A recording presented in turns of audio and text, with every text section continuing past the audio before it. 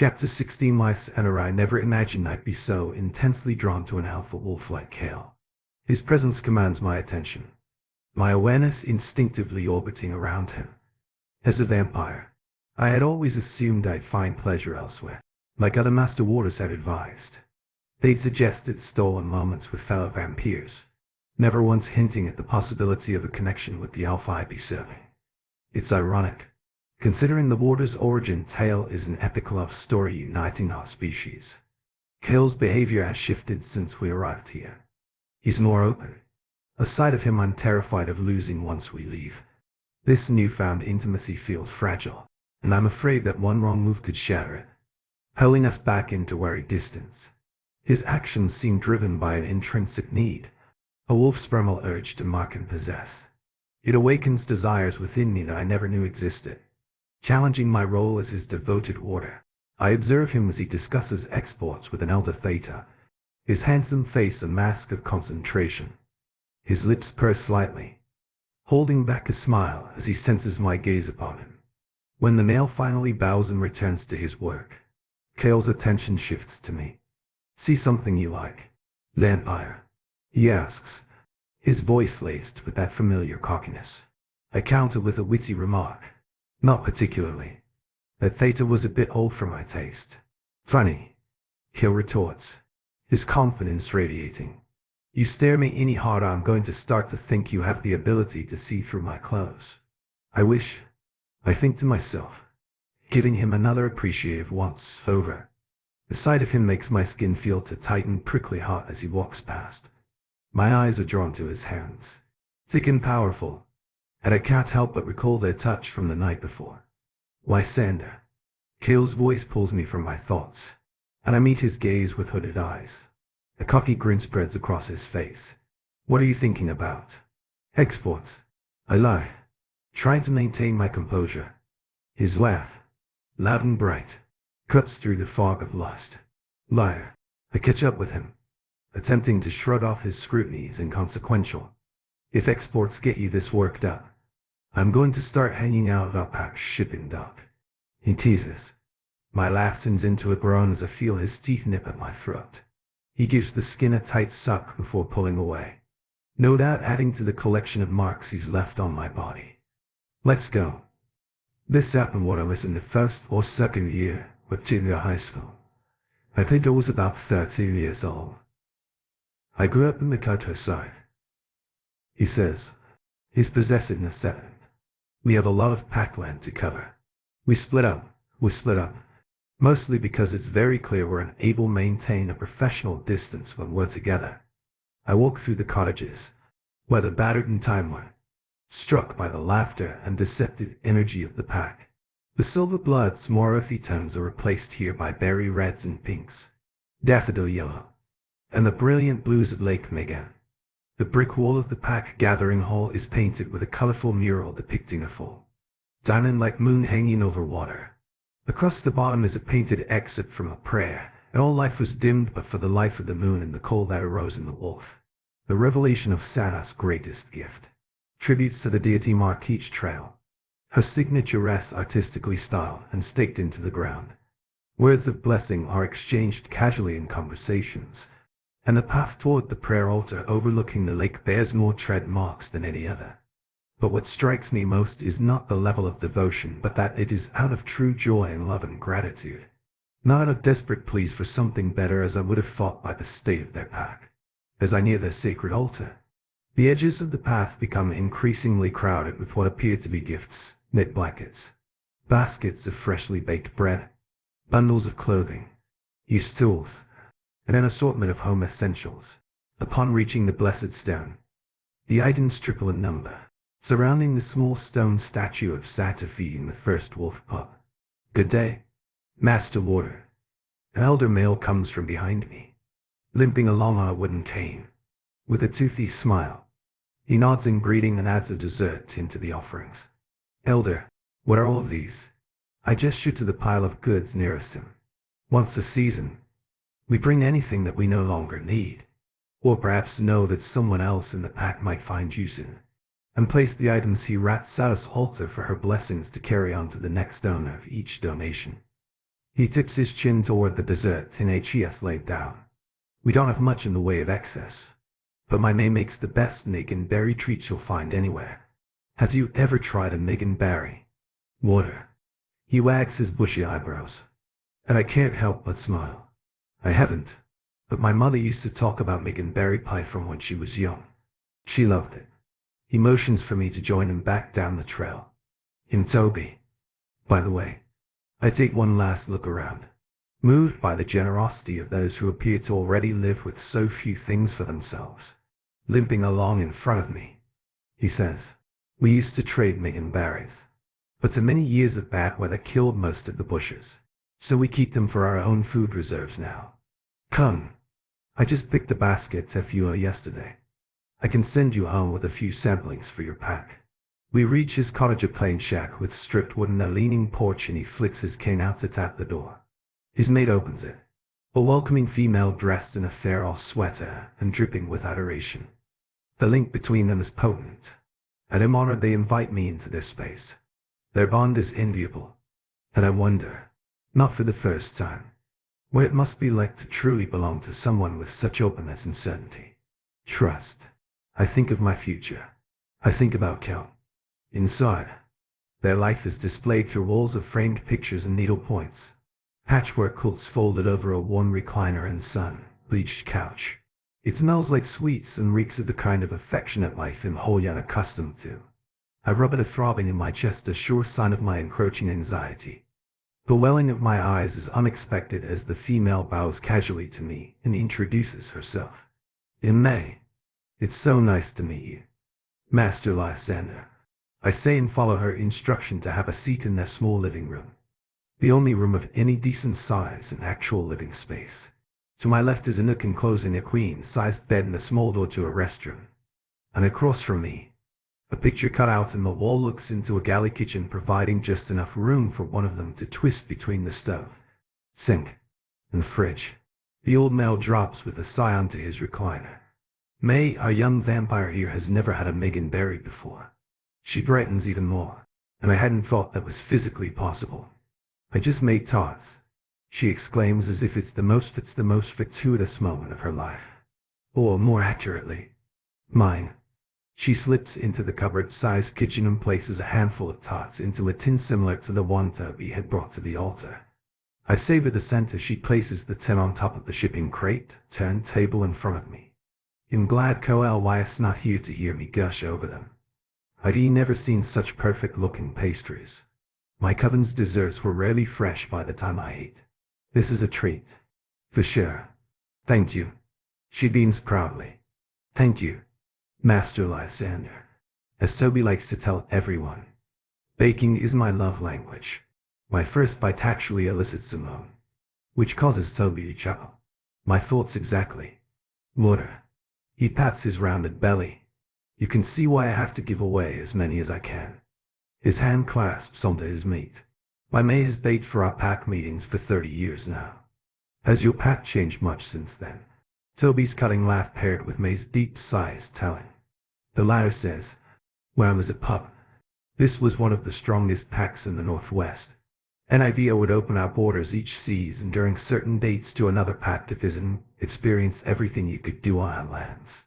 In the summers, there would be hiking and every sort of water sport, and dances each week at our lakefront pavilion. We had several pack members who were talented musicians, and they would perform for guests.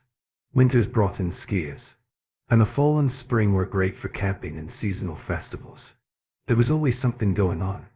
Great hunts, too, Toby adds with a nostalgic whimsy. I tried to imagine that energy here, and the only trace of it that fits is in the colors of the older buildings. What happened? May replies. A bad year of almost constant landslides buried most of our trails. Then that was followed by a summer of record rains and an early harsh winter. We lost many wolves to nature's violence while trying to dig us out from months of devastation, flash floods, cave-ins, and hunger.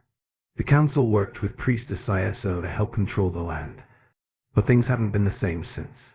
Some wolves migrated to other packs with more resources or to raise their young in a less dangerous environment.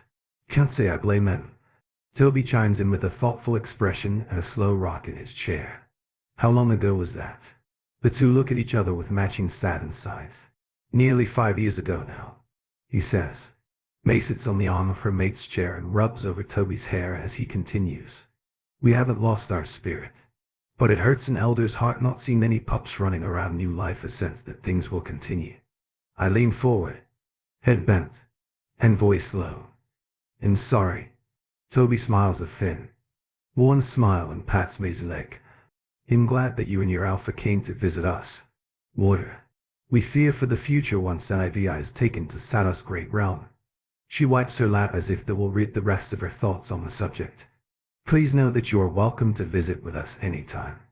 It's been many years since we've been able to share our home with a newcomer.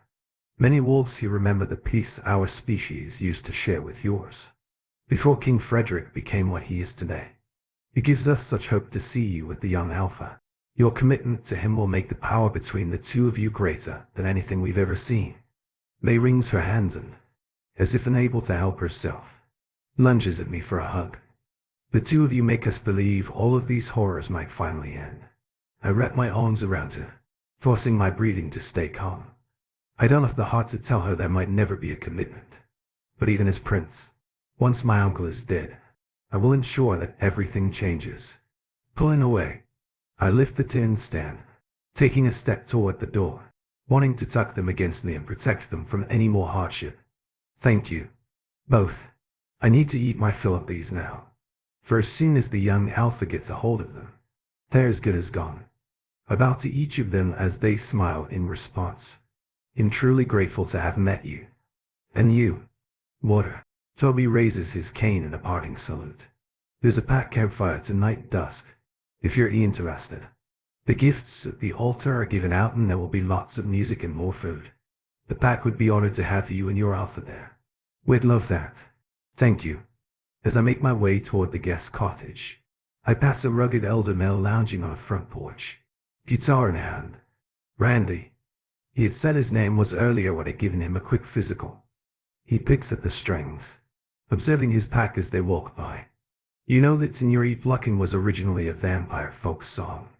I holler to him and then walk over to lean against his chipped porch rail. You know how to play it? He asks, resting his arms on the curve of the instrument. I can only recall the refrain, and it's been driving me crazy trying to remember the rest of it. I set the tin of tarts down and take the guitar. The weight of it when he hands it over is like the sigh of relief I feel when returning home from a long trip. I take the offered pick and test out a strum that writes me in the same way rain seems to write Kale. It's been years since I shut my eyes and drowned in the act of playing. Since I let a tune wander and opened myself up to this. Each shift of my fingers rings a flash of my mother. A flash of playing for Peter. A flash of learning from Master Glio. So many nights spent obsessing over this feeling. My only mental escape from the king. The song ends before I become lost and unsteady. I hesitate to break the connection and hand the instrument back. He must be able to read my conflict. As he prompts, what else do you know? I think of an idea bringing up the song about the first Master Warrior. I paused before starting, settling into the story, the sanctity of it. A tale unraveling the things in life worth living and fighting for, worth dying for. This is one about a forbidden bond between a vampire and a lichen. The male chuckles through a rattling cough and leans back in his chair. Ought to be interesting. As I play, I tell him, the lyrics were written in an ancient language, so I can't translate it exactly. But the story goes that a wolf came upon a vampire in the woods during a winter's full moon. The wolf was curious about the vampire's lack of fear and drawn in by its beauty. And the vampire was entranced by the graceful strength of the beast. Too enthralled to deny the pull between them. They danced and spent the night together under the silver moonlight, learning from each other. I strike the higher chord, setting a lighter tone. When morning came, the vampire was so enamored. It fell to its knees in front of the wolf and committed to always be faithful and protect the wolf from any threat. The wolf, equally besotted, bared its throat and shared its blood with the vampire, linking them in a most intimate way. From that on, they promised to meet on each full moon in that same spot. The notes dropped low and lengthened, but, as an alpha, its pack was never far, and the council soon found out about what the Alpha had done with the vampire under the winter moonlight and forbade them to see each other again. The wolf heeded the wish of his pack and council and stayed away, though it pained him.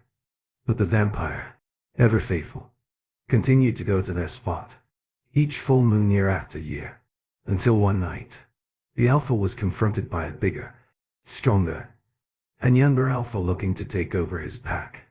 The two fought and the older Alpha was badly injured. The vampire, secretly guarding him all of the years, emerged from the woods and killed the challenging wolf, then healed the Alpha's injuries and restored his strength. The wolf and his pack were so moved by the vampire's devotion that they prayed to Satyr for a way that the two could be together.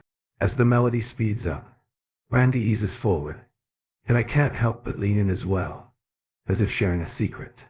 On the next full moon, the wolf broke away from its pack and found the vampire in their old spot waiting in the woods.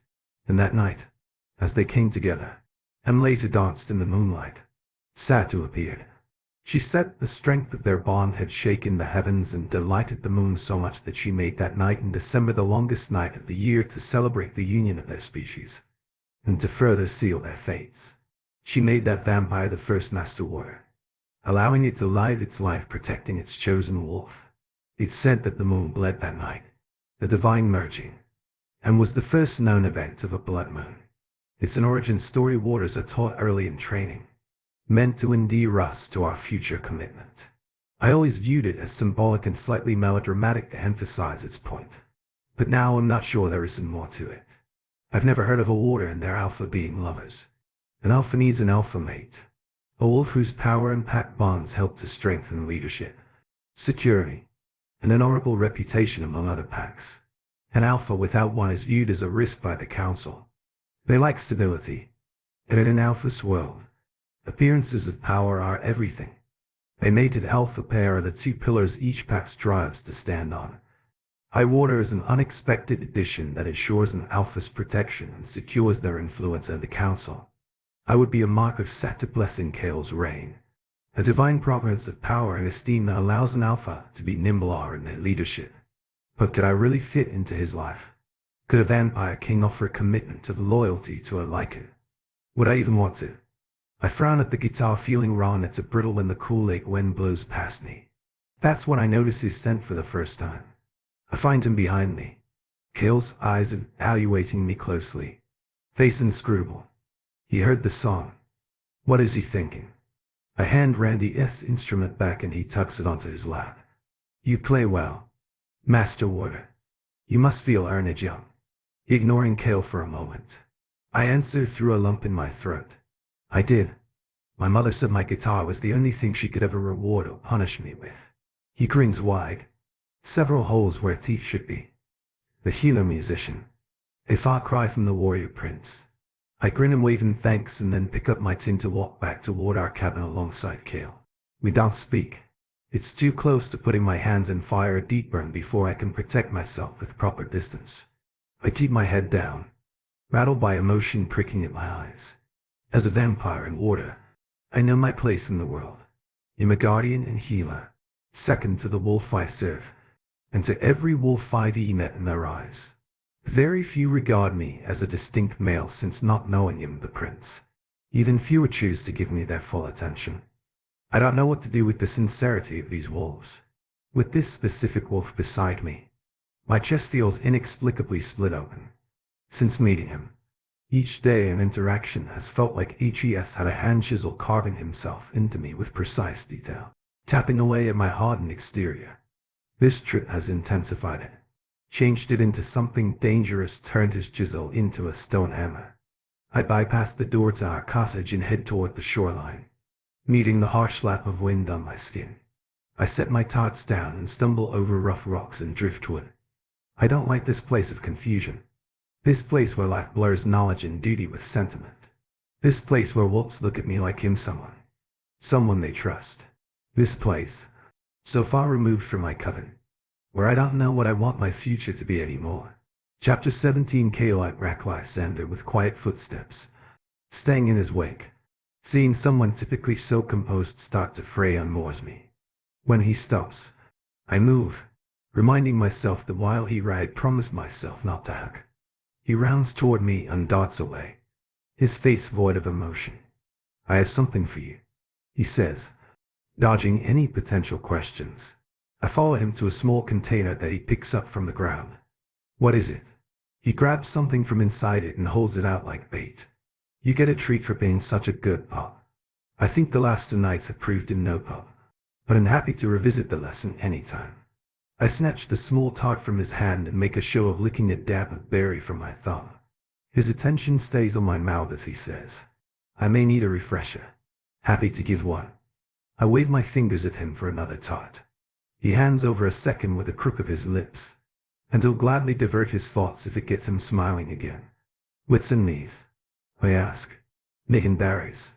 We need to save some for Collie," I say, peeking into the tin to gauge how many more I can get away with eating. I'm sure May and Toby would be more than happy to send us back with a fairy filled.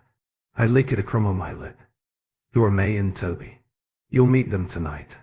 "What's tonight?" I ask as he heads toward our cottage, taking the tarts with him. The pack campfire. My hands drop to my hips and my forehead wrinkles in confusion. "What are you talking about? What did you do today?" "Come on. We're going to be late. I need to grab some warmer clothes before we go." To the campfire. Lysander turns to me. "Eyes less turbulent." "Yes, that's what I've been saying."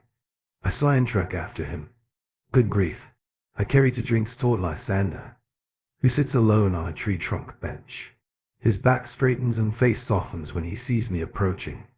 I can't hold back my smile. It's the first time I've felt this at ease with someone other than Raina. Holding a cup out to him, I take a seat close to his side, able to feel him against my thigh as I lean to his ear and ask, "Everything all right?" "Everything is fine." It's light.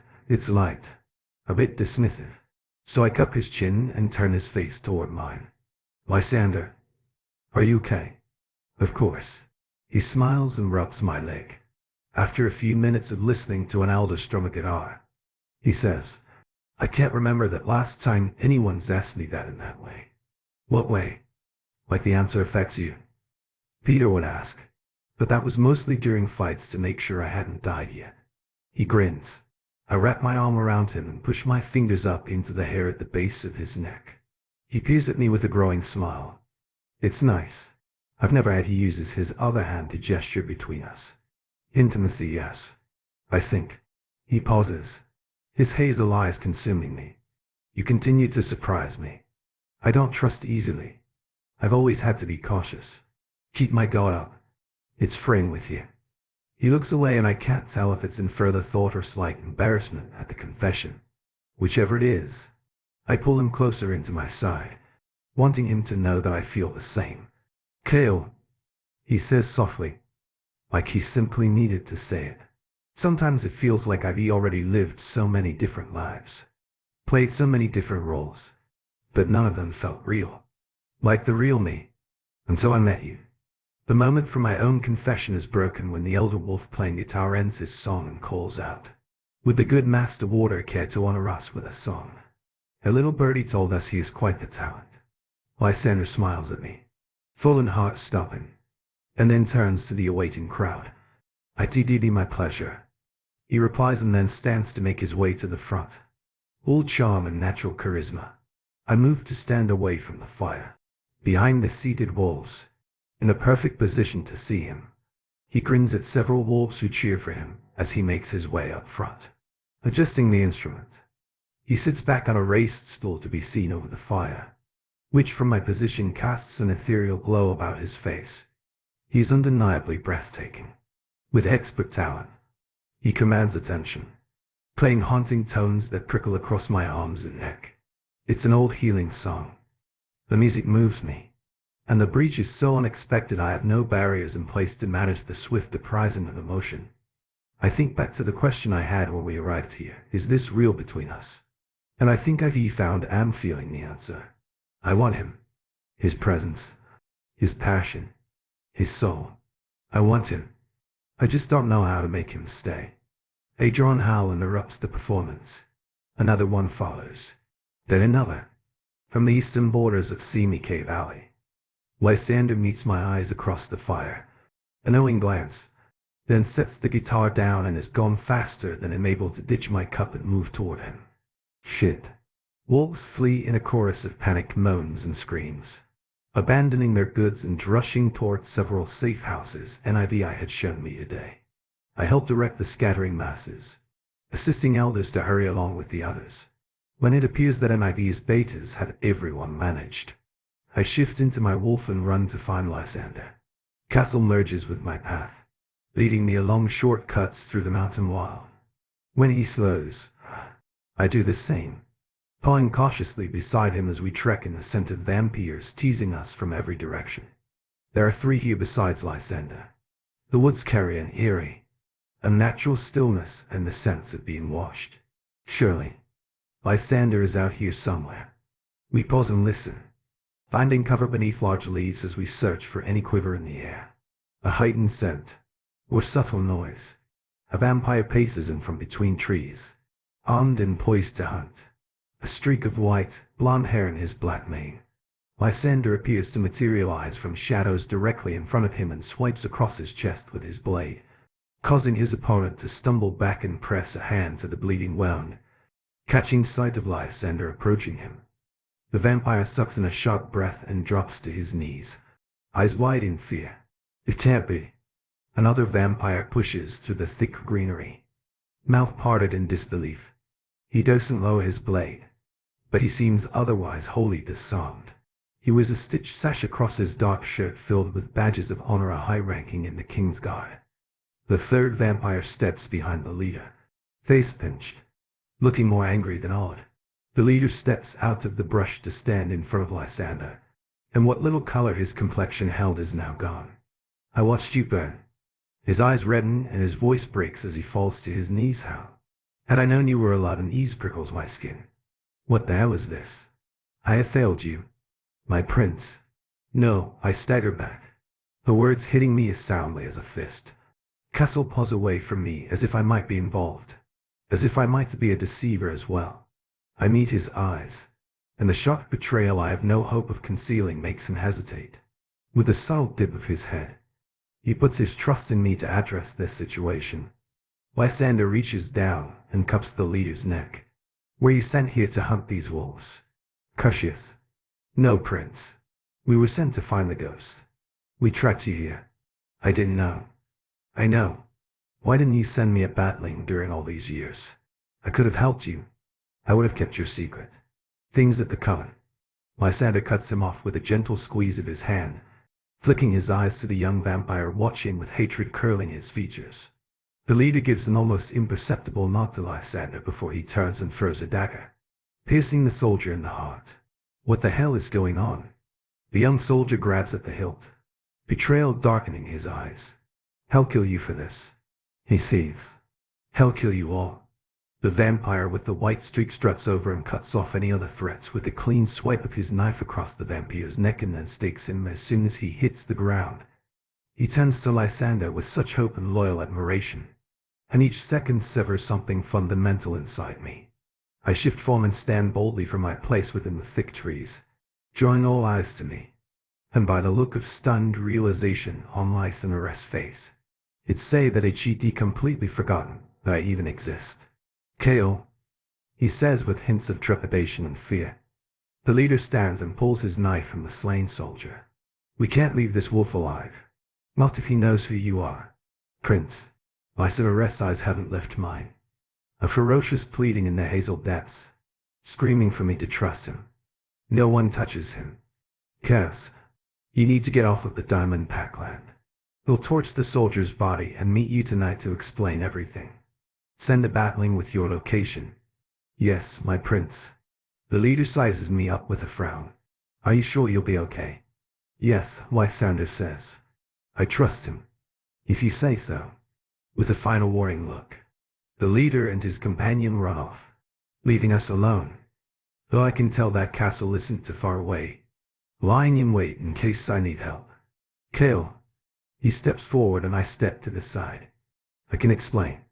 Yuri Prince Lysander. A cold trickle of dread races down my spine, and somehow the words come out, though my mind freezes in shock. Yes. Rationale seeps into the blackness and comprehension as slow to come the blunt blow and encompassing hurt shutting down everything else. Goddess, you must think we're the biggest fools. I whisper, failing to accept that I don't know these hazel eyes. And I can't trust this handsome face and familiar body. No, his hands rise in supplication, hands that have soothed and teased and pleasured me. I know what this looks like, what you must be thinking right now. Was this all part of some grand scheme of the king's? I ask, still dazed, pacing in a circle around him. Though it may as well be someone else operating my body for all the thought I give to my movements. Were you sent to infiltrate the strongest packs? Lull us into some false sense of trust and connection until we submit it to you now. I've been completely honest about my intentions and who I am, who you are. Who are you? In my head the words are screamed. Deafening. But my voice gives out. Broken instead of irate. The ghost. A rogue order.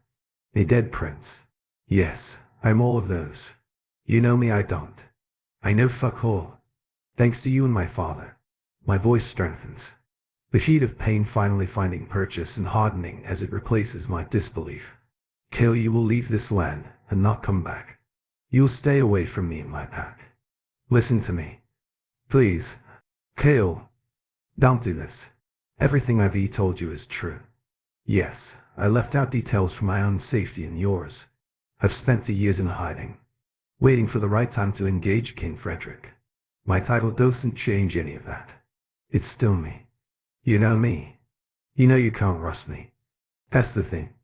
Prince, I don't know that. Not anymore. Burn your vampire and leave. I choke on the words, the pain in my chest quaking out from my core and making my hands shake. Please don't do this. H.E.S. not crying exactly, but his eyes are glistening from the quick build of emotions crashing down on him. On us. I blink away a watery gaze and hold back so many words. I thought you were my guy. I thought you were going to be the one I could need. I thought I could be the one you could need too. You were using me to murder your way to a crown? I say instead. And if I weren't so fucking enraged, I know my expression would matches the look of someone shattering. My power pulses. A building pressure surging for a way out. I'm done being heavier in a spawn. I wait for my Santa to burn the soldier before turning to leave without another word. I peek at the rising sun, replaying the events of last night, the sadness sharpening the hit of betrayal. My treads are heavy over worn rocks and down scree-covered hills with castle and deltas trailing me in wolf form until I'm off their land. At least as wolves. I can't see their pitying expressions any longer. The alpha fool. And I had been quiet when it returned to tell him what happened. I read no surprise or gloom of violation in his scent. Only a silent consideration before he patted my back and suggested I leave to inform my father. How could this have happened? How could he have fooled all of us? The damned vampire prince. After shifting into human form, I give a solemn greeting to Delta Banks upon crossing our border and head toward my pack home. Glad I had time to sort through my thoughts on the long journey back so I don't charge into my father's office and lose my shit. Banks dips his throat to me, his eyes narrowed.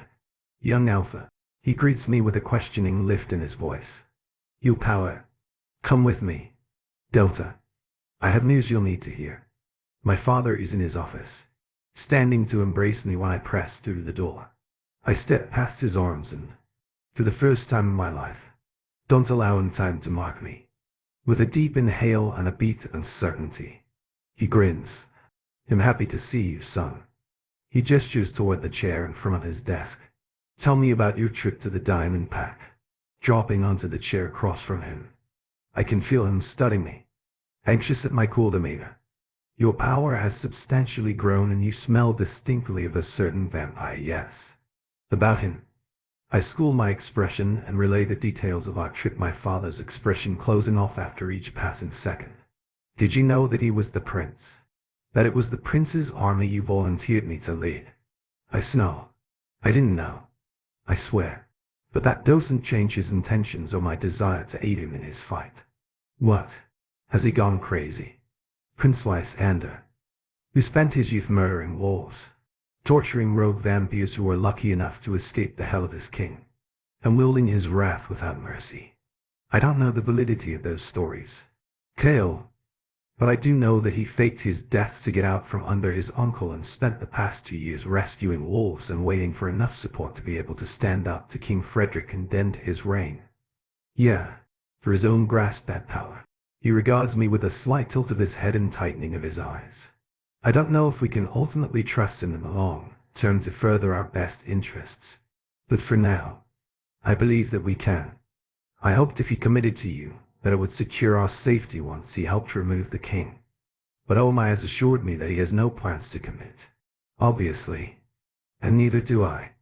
I say, reminding him that it is my choice as well.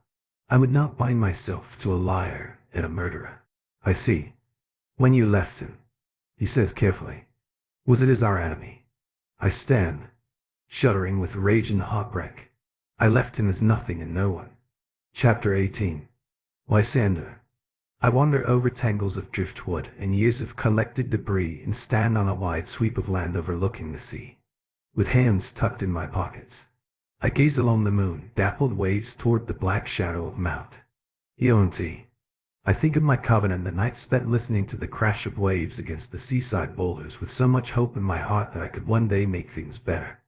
I think of Kale and the depth of revulsion and betrayal on his face.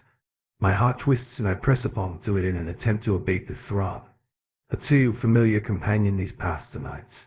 I want to give my sorrow, my frustration, my tired agony to the night, so that I might wake up tomorrow without it. Fling it out with the hopes that it can change this familiar hurt. This helplessness that's plagued me my whole life is time and again my value and who I am comes down to my title alone. I thought it could be different this time. A safe space to show someone else who I am without a crown, without a coven, or anything casting an illusion of fantasy about a prince, be it good or bad.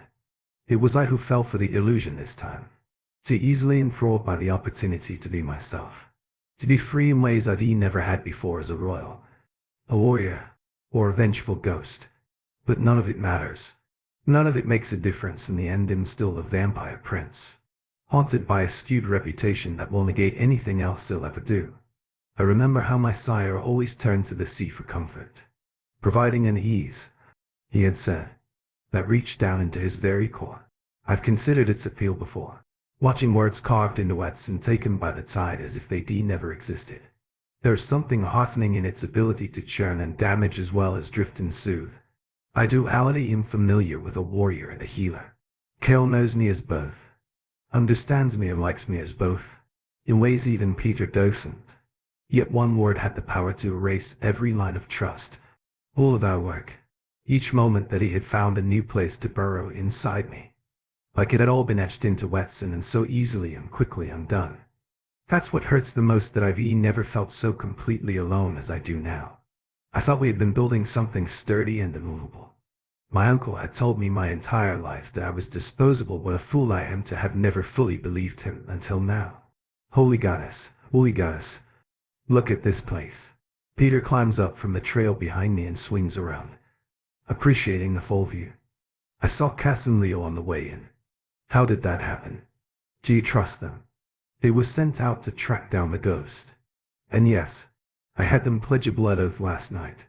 With a sigh of relief, he says. Good. Bet they nearly pissed themselves when they saw you. I grinned despite my mood. Oh, but I take it by the battling you had cast them that the Silver Blood Pack didn't take kindly to learning who you are. That's putting it mildly, I say, and leaning close to not risk Cass and Leo overhearing. Cass' presence allows me to more freely send batlings again, as a transmission from a king's guard will infuse the scent of a batling's blood in a particular way. Hopefully, it will deter any further poisonings of the creatures out here if it carries his particular scent, at least until his deceit is discovered, and I have no doubt that it will be. Still, I don't want the two of them knowing all of my plans. No one does. Go and gather what supplies you'll need, I say to Peter.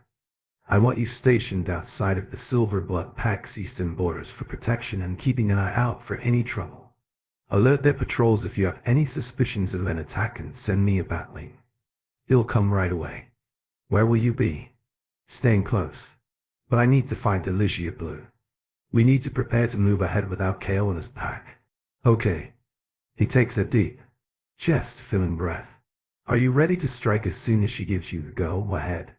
Nerves and opened years of preparation have brought me here. I am. He ruffles my hair and takes his lucky stone from his pocket. Want to give it a kiss?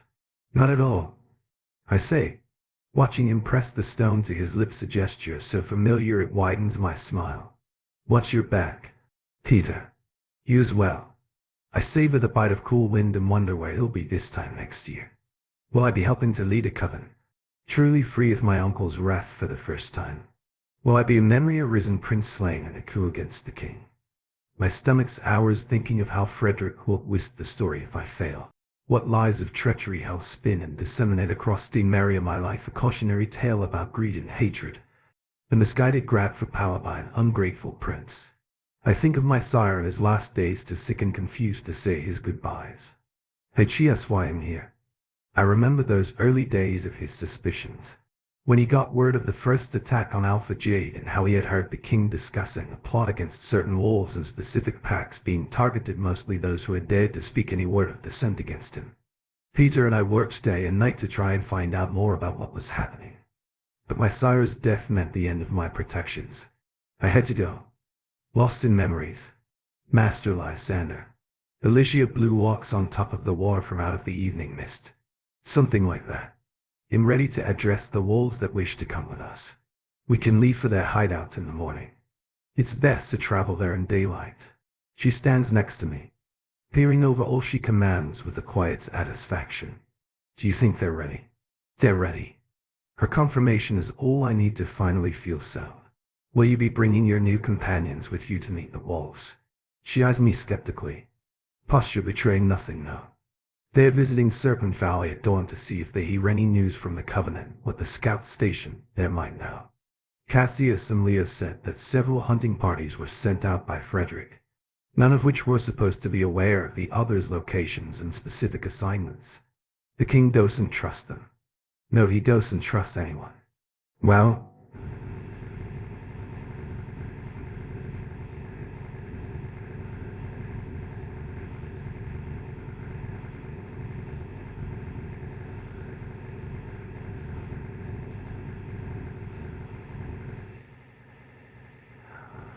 she says. They did abandon him for you rather quickly. I shake my head. They were always mine. Aside from Peter, they were as close to me as anyone. I can't rust them. Then you should go with them to Serpent Valley, but stay back to keep watch from the trees. There are many vampires on the move near here, and 3 of you will have better odds than 2 if you run into trouble. Okay. They'll visit the wolves once then. Where do things stand with the young Alpha? HES out.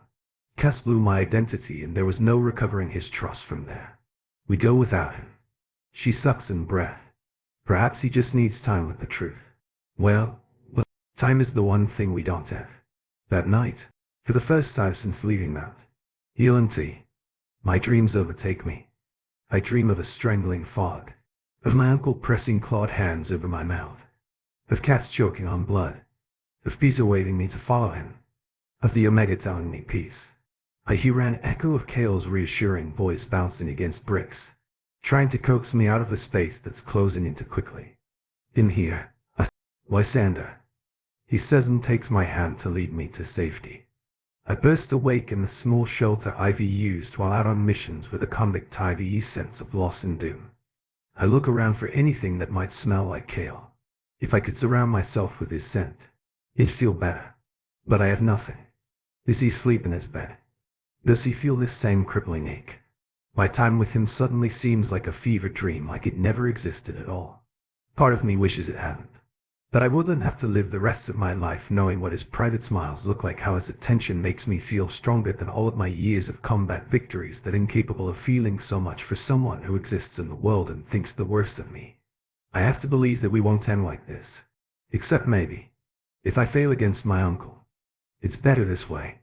I cling to a wet branch overlooking the trails into Serpent Valley, needing to see for myself the extent of the changes my presence has brought upon these wolves.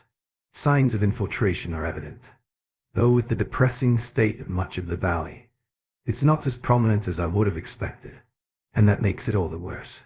These wolves already live in squalor, reduced to leading hovels that barely function against mild elements. Canvas market tents are singed from where the vampires must have threatened to burn them down for information.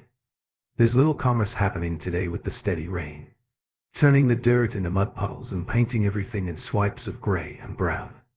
Listening through the rain, I hear murmurs of conversations and harsh, thin coughs. This place reeks of a sickness camp, not any form of flourishing space for trade and access to all of Mary's varied goods. My eyes catch on a gruesome sight: Theta, Imelda's head stuck on a pike at the market entry. Alongside her are the heads of her pack, most of whom aided me last time I was here, and I have no doubt this was their punishment, a gory warning to anyone assisting me or shielding my whereabouts. Leo and Cass moved past the bloody display with minimal reaction, searching out the king's scouts as if they are still a part of the effort to find me. Wolves keep watch on their advance from the shadows and circle the perimeter. I don't like this. My predator's response kicks in, screaming at me to move and get them out of there. They must sense the direness of their situation as Leo's back stiffens and his hand goes to the knife he carries at his waist. Cass is more composed, though I have no doubt Tachias aiming a wicked glare and fanged grin at the guards speaking with him. A wolf trots below me, getting into position behind twine branches and leaves. He hasn't got my scent yet, making sure no one else is coming this way. I drop down behind him and cut through his throat before he even knows I'm there. Cass and Leo sprint toward me, and I can feel the convergence of wolves from every direction. Head to the coast, I say, matching that pace and leading the way. How many do you think are on us? At least 7 wolves, says Leo. The problem is, I can smell for vampires closing in as well. I grab Cass' arm to slow us enough to be able to talk. It's me they want. I know these woods and a few trails that will be hard for the wolves to follow me on. I think we should split up. You to head south. Some will split to follow you. They'll continue west. Send a battling when you're secure and they'll find you. We're not leaving you. Cass' determined stare reminds me of every hunt we'd been on together. The stubborn grit that made him one of my closest friends. All right. Stay close until they're closing in. Then we divide and conquer. I slow my pace 5 miles away from the coast north at the Silver Blood Pack, suppressing a rush of nerves at the sense growing stronger behind me within the tall, dark pines. Signs of a hunt in progress emerge from the east, a flock of birds erupting from the canopies, and small forest animals dashing out of sight. The usual chatter of these lands is silent, every living thing responding to the immediate threat and hunkering down until it passes. I lean against a boulder, peering out from behind the massive ridge stone, listening for any clue to their location. They close in quickly, their approach expertly muted amid the slow drizzle smacking against fat leaves of the scattered maples. I churn through my options, continue to flee and hope to wear them out. Confront them further along the ridge where I can stay hidden long enough to assess their numbers and fix a point of attack, or try to civilly reason with them. The last one seems highly unlikely. There's no desire for amicable discourse here. This is a kill mission. I rub my scent over the damp rocks and tree trunks, hoping to distract them, then leap into a tree and wait until their sense and my survival instinct speak, demanding I make a move. Cass and Leo spread out, taking to the trees at the northeast and southeast of me. So we form a triangle, a prey zone able to keep wolves corralled with minimal exits. The vampires will complicate matters, as they've all been trained the same as we have. I motion for Cass to keep eyes in the trees and searching for the dark, murky vampire I see mist of the king's guards. A red and brown-haired wolf charges into sight and abruptly halts 20 yards past us, backtracking to our sense of strongest. His pack emerges from 3 points around him with cautious steps. They're still, sweeping noses, and gazes through the air trying to find us.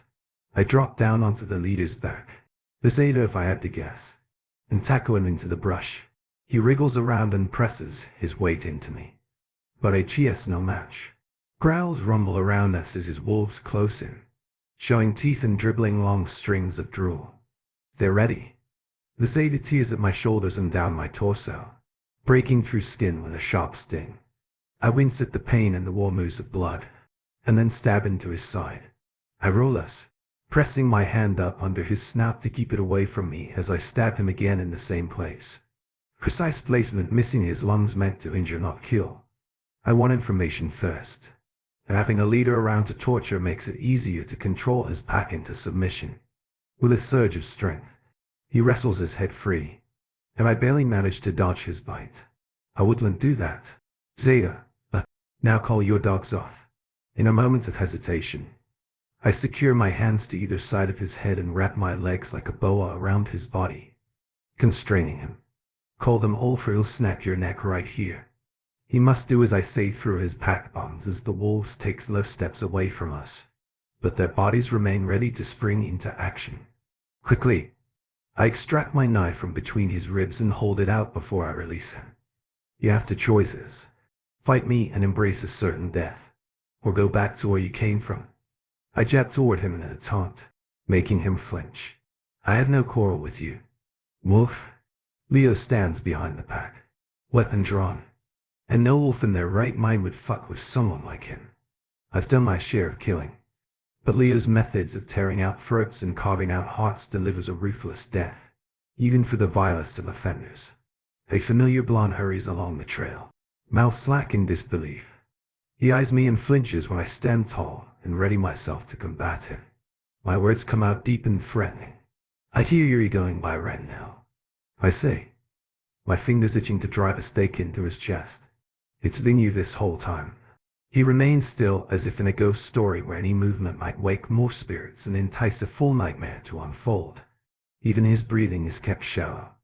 He regains his composure and grins, the sharp tips of his fangs emanating past his lips. You fucking traitor. He keeps his eyes on me, but addresses his team, saying, kill Cassius and Leo. Leo, the prince comes alive. I wouldn't dream to rob the king of getting to kill you for a second time. Is that what they think happened? Frederick killed my sire than me, and I'm the traitor. The vampires spring at Leo from behind and prompt the wolves back into action. It's clear to everyone that we're outnumbered and have little chance of survival. I know what they'll do as they close, and I've done it to other times. They'll kill Leo and torture Cass until he talks, though thankfully I never told either my plans, so they had no information to prolong the torture. Leo goes down under the vampires in the collision of a wolf, his battle cry muted more quickly than I would have guessed. Cass gets far enough away to call a battling. I fight off two wolves launching at my left side as I twist and duck to stab into one's belly and avoid the full weight of the other landing on me. Ren's knife twists through the air, stabbing the small battling attached to Cass' arm. My friend peels off the tiny creature and throws it into the sky.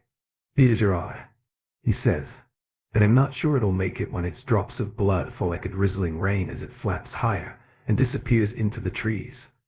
I have only enough time to spare to see the two vampires who had killed Leo move to battle with Cass. One vampire and three wolves converge on me, and I hold my stance using every ounce of strength and speed I've built over the years in each weapon within my reach. I stab blindly into fur, and kick anything I can fully contact. I spin out of reach of two wolves, into the waiting arms of the vampire, who digs his claws into my throat, deeply piercing skin. His grip struggles as I drop my weight to the side, and then I headbutt him with the back of my head, causing him to pull me down as he slumps in pain. I get his claws out of me and turn to bite into his neck, deep enough to end his life. I drop him to the ground and wipe my face, aiming my knife out at the growling wolves trying to back me against a boulder. Cass must be dead, as the two vampires that had been fighting him now join the efforts to subdue me, as they aim their bloodthirsty grins at me and direct the full force of their allied pack toward me. I injure as many as I can as they take me down. Warm blood drenches my hand, my blade, my face, and limbs. There isn't an inch of me that feels unopened.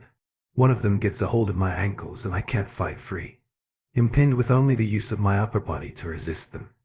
A fist pounds my cheek, making my vision swim. It's the break they needed to restrain each of my limbs to the soggy ground, tearing my weapons bag from me and digging claws into several points of my body to fully secure me. Ren pulls a vial from his weapons belt as he approaches me. You recognize this, Prince? I do.